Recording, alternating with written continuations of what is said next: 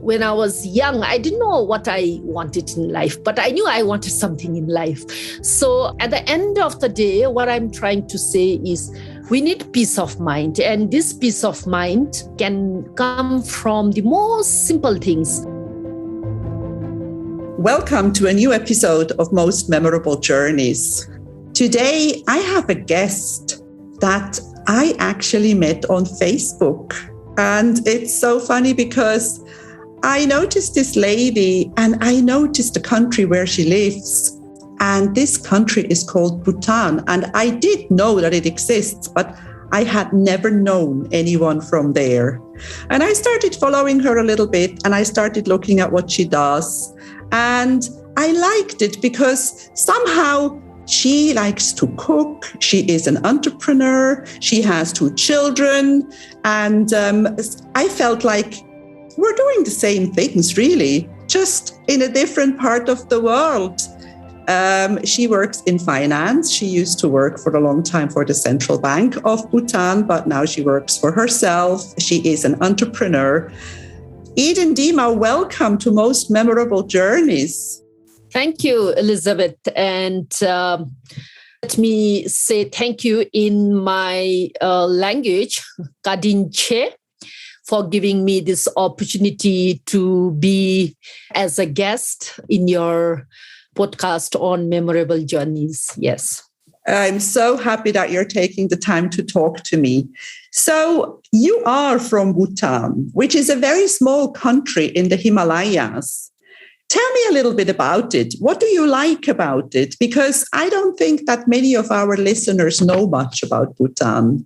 What's it like?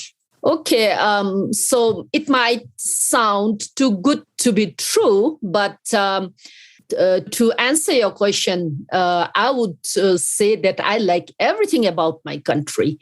And the reason being that for simple reasons, I would say it is mystical, yet modernized. And not only that, the best part about my country, Bhutan, is that it is peaceful, extremely peaceful. And I think that is what is the most sought after thing, I would say, in this world of chaos and disorder. Anything that you see on the TV, you only see things, majority of which brings stress. So that is the whole reason I like my country, Bhutan. So to just give a gist on where my country is located, what it is all about. Well, it is on the planet Earth. It's not on Mars. But as said earlier, it is unique in the sense it has beautiful landscape, I would say. If anybody wants to just get away from those very toxic environments, want to clean your lungs, you should come to Bhutan. And why I'm saying this is it's not only on with regard to the majestic monuments, the colorful festivals, those very mystical kind of environment in terms of flora, fauna, all those. But I would also say that we have a very unique development philosophy, which Bhutan is very well known for. That is the pursuing the philosophy of gross national happiness. And not only that, we are also the only carbon negative country in the world. So those are the few things besides the beautiful, like I said earlier, the landscape that we have. Yes. Wow. Now I want to come even more because I have been to many countries because I was a tour guide for many years and I have always traveled a lot in my life. But this is definitely a place where I haven't been and it does sound wonderful. What was it like to grow up? Did you travel when you were a child or when you were young? Or do people travel as families, or is that not something that you do? And if you did, where did you go? So as a child, when if I talk about my childhood experience and traveling, I have to just turn back the clock and go back to the late 70s and the 80s. And at that point of time, Bhutan was sort of in a self-isolation mode. And not only that, our infrastructure was not developed. But then, yes, as a child, I traveled, not frequently like I do now, but it was more of a travel between my school, which was in the south, and the place where my parents lived. And not only that, during winter vacation, my father, who is an avid traveler, he loves traveling. He used to save the whole year to take all of us, me and my 4 siblings, to the beautiful Indian town of Kalimpong, very next to Darjeeling, just to give us some kind of a getaway from our mundane school life. Yes. So you did travel. I mean, that was probably also maybe a little unusual, because not everybody, if you say that your dad you had 4 siblings and he had to save all year round. So it wasn't like something that everybody did. It wasn't in my life either. I didn't get to travel as a child because I had to then start saving my own money. But you studied, then you went to do your master's in Paris. How did you choose Paris? How did that come about? And how did you like Paris? What did you think when you came from Bhutan to Paris? Okay, so there's a long story, I would say. But then just to cut the long story short, I didn't choose Paris to study, but I worked hard for it, I would say. So like I said earlier, my father was a simple teacher with a big family to feed on a meager salary. I wanted to go and study out, but that was not on my plate, I would say. So as a result, this challenge of mine, I came to know from a young age that I will not have the opportunity to choose the school that I want to study. So as a result, I worked hard. I worked hard in school, in college, also after graduation. I taught the civil service exam here in Bhutan from my stream, and got a good job in the government. And I think it was in 1996. My father knew that I always take challenges. So he just saw this advertisement which said that there is a French government scholarship for Bhutanese to study in France. So my dad told me, "Oh, Eden, why don't you try?" And I tried. I did an exam. I topped the exam, and that's how I landed myself in France for 2 years, and which, of course, is one of my most memorable journey and place on earth. Yes, thank you. That's fantastic. So you agree with me that hard work pays off? 200%, yes. Yes, because, nobody is ever going to come and knock on your door and ask you. You have to go and get it. And I think that's the one thing that I saw through the Facebook, and I understood what kind of a person you are. And I love that. I love people who know what they want and they go and get it. And that is what you did. I mean, going to Paris for 2 years must have been quite an experience for somebody who comes from far away, from a small country. You worked for the Central Bank of Bhutan. And I saw when I looked at your information that you sent me that you did a course in Switzerland. You know that I am from Switzerland originally, even though I live in Cyprus, which is also a small country, but I grew up in Switzerland. What did you think of Switzerland? Because we also have mountains like in Bhutan. Very true. I went to Switzerland to do a central banking course in a place called Gazanzi. And like you said, the minute I landed in that place, actually, of course, we had to take a bus. It was a beautiful place. It reminded me of my country, of my town, and I could automatically be so comfortable in that place and settle down and get to study the next day. And not only that, one thing that I really liked about the place was it was so calm, yet so developed. And Not only that, I could also get I had the privilege to taste the best cuisine, I would say, because it was a central bank training institute. So that is one good experience. And not only that, I also had the opportunity to visit Geneva, Lausanne, and also places, especially a place where they took us to taste fondue. And that is another interesting experience because I love food. So yes, all those things makes it a very interesting part, I'm to say, journey of my life. Yes. I like that. I am from Lucerne. Lucerne, you mentioned you were there. It's yes. the town with the wooden bridge. And I think it's one of the most beautiful towns. Yes. I always say jokingly, it's the most beautiful town in the world. I'm glad you liked Switzerland because you're right. It's also small. It is, people are humble. So we do have similarities. I'm not saying that Switzerland is Asian, but we do have similarities. I think small countries, people from small countries sometimes have to fight a little harder to get where they want to go. Then I also saw that you spent time in Canada and in the USA. Did you like the North American continent? What did you think of Canada and the US?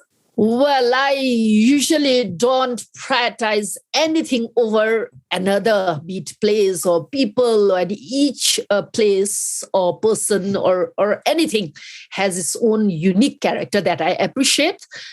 I went for a training course in the Toronto Center in Toronto. And besides the training, well, that is all about banking stuff. But the most interesting part for me was visiting the Niagara Falls because I was really surprised to see the kind of effect that the falls had on people who visited there, especially me. I had never seen such a gigantic, beautiful, cascading falls. So it was such a beautiful memory. And not only that, I was on the Canada side. And that point of time, I saw on the other side, it's the States. And I made up my mind that I should be at one point of time visiting States. And that's how I went ahead again, I would say, all thanks to my hard work.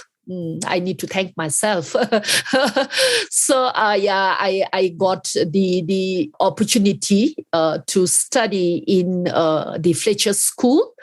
And that's the time I visited Boston.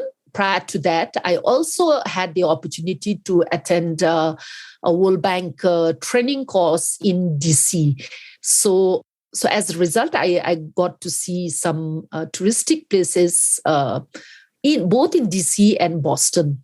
That's amazing. And I am very glad that you're saying that you have to thank yourself because, I'm saying it again, we actually more or less get what we work for. If we work hard, we can we can get places.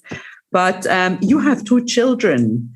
And I'm wondering, what's it like to compare the way you grew up and the way they grow up? It must be very different because, as you say, your country has become much more modern. Do they have dreams? Do they know what they want to do when they grow up? Of course, it's early, but, do they talk about anything like that? What's it like to grow up now? Well, quite a difficult question, but I do spend a lot of time with my 2 children who are teenagers, and just to get their perspective on life, because I think no matter how old you are, how young you are, I think we need to have some kind of target in life. So that's what I usually do with my kids during breakfast or lunchtime. And as far as I see, I think although there's not much of a generation gap, I think me, as compared to my children, we grew up in totally two different environment, I would say. I think it has got a lot to do with the kind of development that Bhutan has come since the 70s, the 80s to what it is now, thanks to our king, very visionary kings. As a result, we all get to enjoy the benefits of this development, and more so my children, because of the fact, just to cite an example, like when I was a kid, when I was a child, I never got to fly in an airplane. I never saw anything beyond, like I said earlier, Kalimpong in India. But then my kid, my daughter, my son, they have visited over 4 to 5 countries. They have been n number of times on plane. So that basically boils down to the kind of perspective they have towards life. They are more exposed. So as a result, I think they sure know what they want to do. So my daughter, she wants to explore the world, and my son, well, he wants to become an entrepreneur just like me. That's wonderful. That's wonderful because, kids watch us. They see what we do, don't they? And if we do a good job, they see us as role models. Because I was just going to ask you as a next question about traveling with your family. Of course, at the moment, times are difficult because of COVID, but generally, do you travel as a family? Very much, yes. Used to. Yeah, used to. Yes, I know. How is the situation at the moment? Are you? I was reading a few times that you were in lockdown. Are you still in lockdown? Yes, we are under lockdown, but I think sooner or later it's going to be lifted, but I'm not sure about it. Being very positive. Yeah. Let's just all hope for the best. Now, another thing that I've studied your country after I saw you and I got to know you. And I've noticed that there are only 2 airlines flying to. Now, I don't know if I am pronouncing the capital. Is it Thimphu? What's the capital of Bhutan? Yes, it's Thimphu. Thimphu. And there are only 2 airlines flying there. Is that correct? Actually, the airport is located in another district, which is almost an hour's drive from Thimphu. It's called Paro. And yes, there are only 2 airlines operating.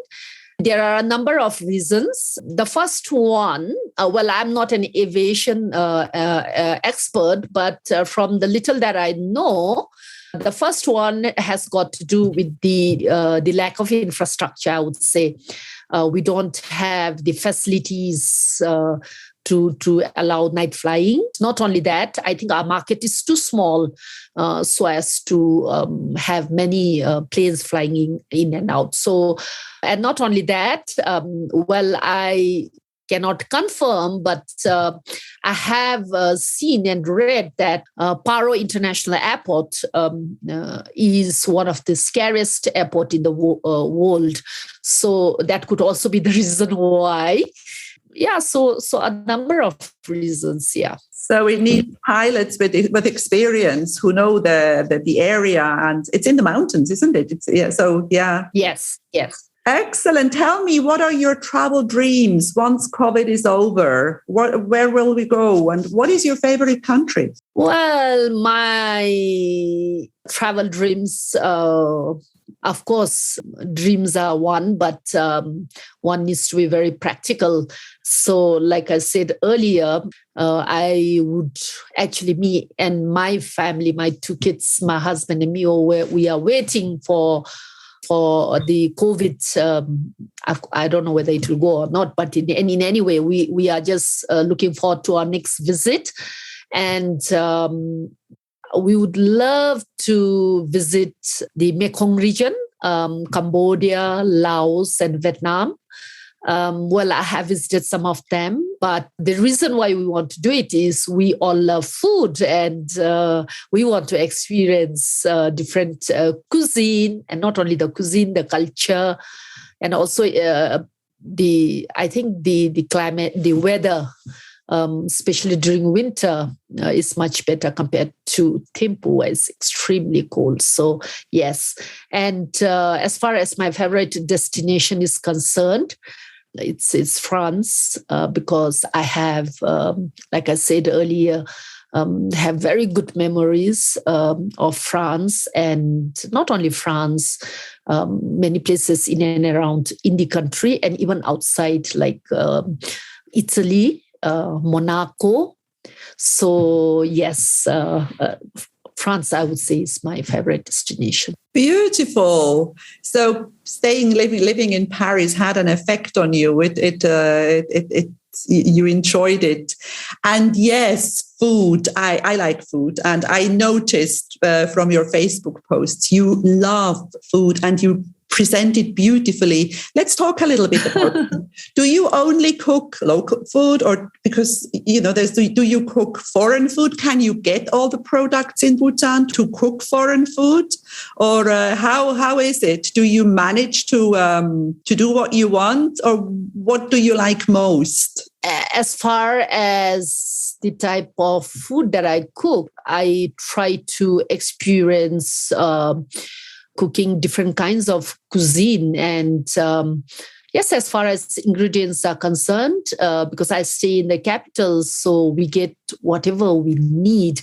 Of course, not the typical ingredients that one would get in Tokyo to make sushi or papaya salad, like the ingredients that we get in Bangkok. But nonetheless, I would say that compared to years back, we get almost everything in the capital. But I mostly cook local cuisine. And once in a while, when I get time and the mood has to come, yes, the mood has to come. I and my son, then we get into the kitchen and we try to cook different kind of cuisine. And of course, YouTube is a teacher. So we follow that, the recipe, yes. What would be like a most local dish? Would be like the national dish of Bhutan? What do people eat on a holiday? For example, because we want to talk about the New Year as well, because today, the day that we are recording this interview is Chinese New Year. And I asked you and you said, no, our New Year is in March.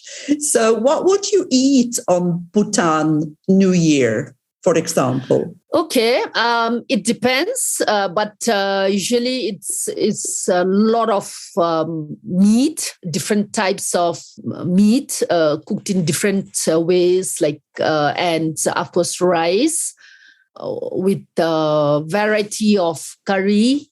And we eat the whole day. We eat, we drink. The men, they play archery, especially in the villages, and of course in the capital as well. And it's days of merrymaking, eating, dancing, enjoying life. After all, what is life all about? I think life is all about being happy with the most simplest things. So I think that's what we try to do during those special occasions. Yes. Yeah, I think that's a very, very important thing that you just said. Life is about being happy. And I think it's really very much up to us to create a little bit of happiness, because, bad things happen to all of us, but it always depends on how we react to them. Exactly. Now, tell me, as a last question, why is the New Year in March? Which calendar do you have? We call it the Losar. That's the New Year. I precisely don't know the kind of calendar, but every year we have the School of Astrology, which basically says which days for the New Year. So we follow that. And this year, just a few minutes back, my husband and I were discussing, and he was saying, our New Year is approaching. So that means to say we need to start preparing for the New Year. Start cooking, start preparing. Yes, cooking and cleaning and so many stuff that one is to do. Yeah, that's true. Now, do you think that people are different in the world? Because I mean, I listen to you and I listen what you do, and I think we're doing, we like to be happy, we like to celebrate, we like to cook food, we like to travel when we can. What do you think do all the people in the world have in common? I think that is from my perspective, I would say, from my own experience, I think everybody wants to have peace of mind. Yeah. When I say peace of mind, that is being happy. But the problem that I see is that people really, I'm not trying to be very specific, but even to my own self, when I was young, I didn't know what I wanted in life, but I knew I wanted something in life. So at the end of the day, what I'm trying to say is we need peace of mind. And this peace of mind can come from the most simple things. Just to cite my own example, I initially thought that I would be happy if I get to visit all the countries in the world, taste all the cuisines, meet all the, maybe my best, my favorite hero, like, this, that. The list was so endless. But then in pursuing these things, just stressed me out completely. And now I know that just talking with my dog gives me peace of mind. Just cooking a simple meal and feeding my kids gives me peace of mind. And actually being in my room, maybe just listening to music gives me peace of mind. So at the end of the day, I think it is very important to understand what brings you peace of mind, and not trying to say that, well, money is important, but not to the extent that it stresses you out. Not because at the end of the day, I think we know very well, each one of us, we have to leave everything and go how we came into this world. And this is, I think this should be a thought that we should, this should recur. We should always have this thought at least once in a while to bring us back to where we should belong. That's the way I look at life. And since the time I came to acknowledge that, life has been pretty simple, easy, I would say. Yeah, not much of stress. That is a beautiful end. Like, the most important in life is peace of mind. I totally agree with you, and appreciating the little things, because at the end we will understand that the little things were the big things. Eden Dema, it has been an absolute pleasure to talk to you. Thank you so much for spending time with me from the faraway country of Bhutan in the Himalayas. Thank you. Thank you so much. And I enjoyed the conversation, and I wish you all the best. Bye-bye. Thank you. Bye-bye. If you enjoy my podcast, please like, share, and subscribe to my channel. You will find all the information in the show notes.